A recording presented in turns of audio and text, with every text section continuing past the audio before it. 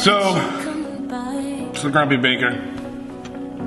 I know it's been kind of hard to keep up and keep track of what's going on with the Grumpy Baker and the show and the podcast and subs, no subs, bread, no bread. But I wanted to offer a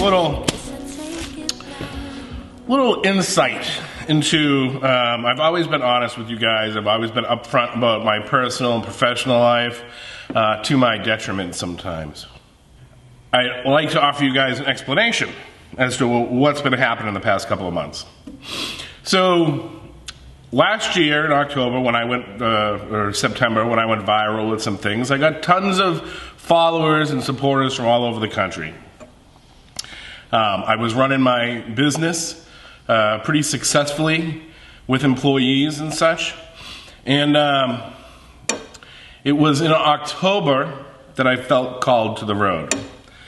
I actually had a suspension from going live for holding a sign that told people, hey, choice, don't get vaccinated, or whatever. I forget what the sign said. And I got banned for misinformation. And that really stuck a knife in it for me. And I couldn't believe how the viewpoints of millions of Americans were getting silenced. So after a little while, when the ban started to lift, I said, I'm going to hit the road. And that was originally what I had planned for, a traveling podcast show or whatnot, where I went into people's lives, we talked about the issues of the day, and I used my social media platform to get their voice heard. Things changed within the first 2 weeks of hitting the road because when I left, we had a lot of sales and stuff, but they went both locally and things that we're mailing out. Also at the time,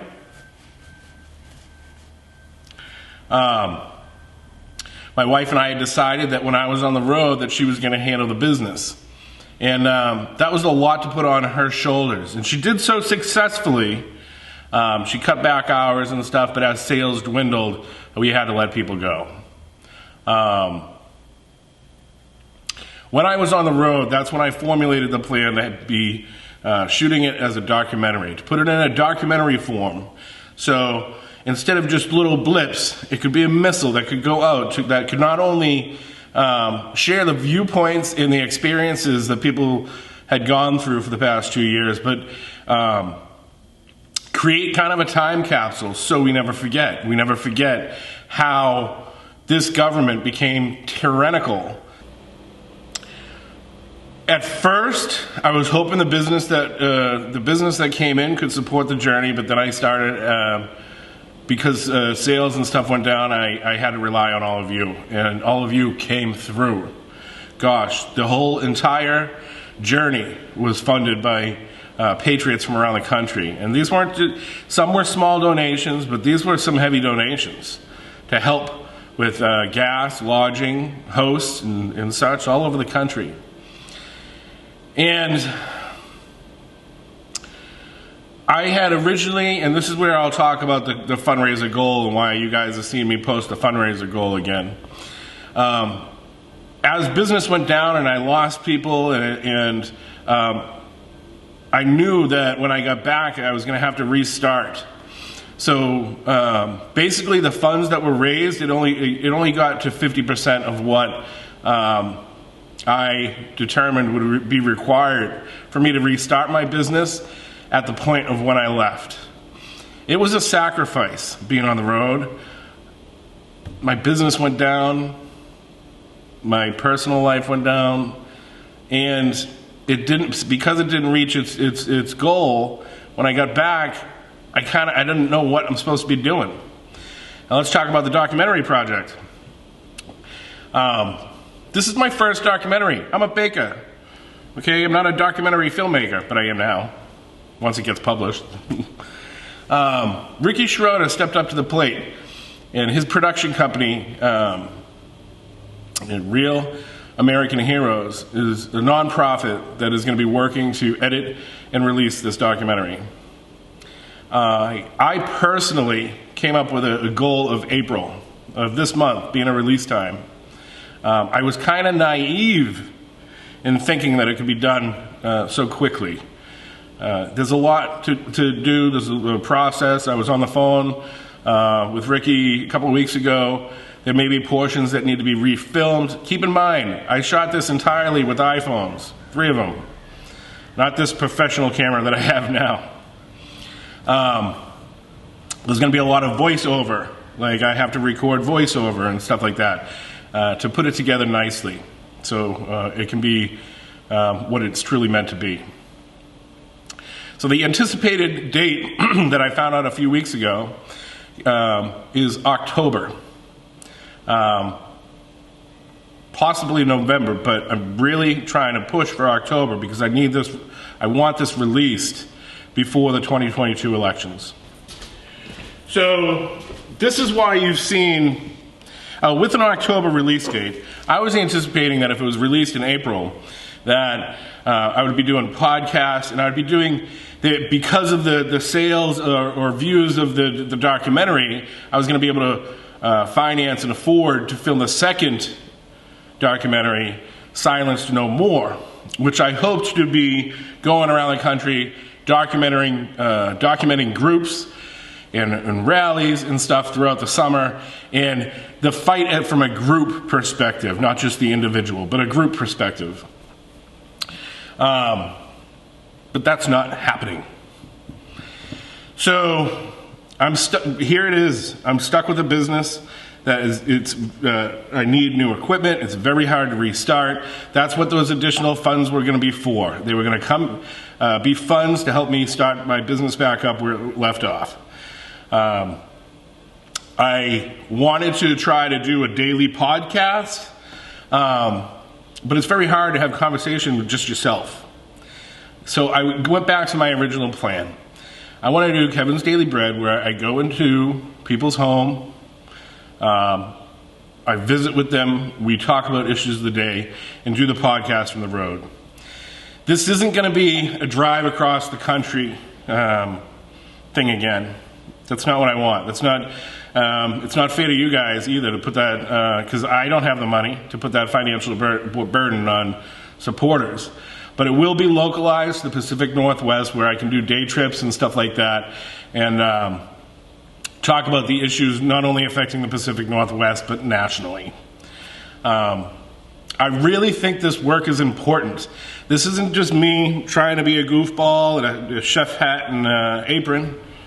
I don't have my apron on, but when you get banned from certain platforms and stuff for just voicing an opinion or speaking against the current narrative, which is proving to be the truth now, it can have a very isolating and